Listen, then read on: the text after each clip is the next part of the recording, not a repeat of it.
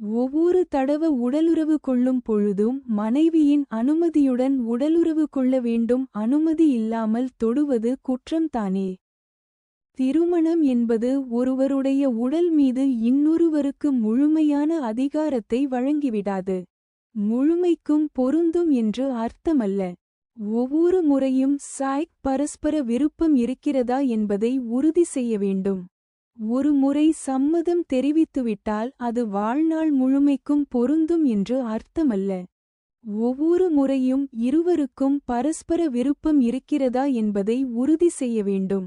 மனைவிக்கு உடல்நிலை சரியில்லாமல் இருக்கலாம் அல்லது மனநிலை ஒத்துழைக்காமல் இருக்கலாம். அத்தகைய நேரங்களில் அவர் வேண்டாம் என்று சொன்னால் அதை ஒரு கணவராக மதிப்பதுதான் ஆரோக்கியமான உறவுக்கு அழகு. திருமணத்திற்குள்ளான பாலியல் வன்கொடுமை மேரிட்டல் ராய்பே என்பது தண்டனைக்குரிய குற்றமாக கருதப்படுகிறது. இந்த பதிவு பிடித்து இருந்தால் ஒரு லைக் கமெண்ட்ஸ் செய்யுங்கள்.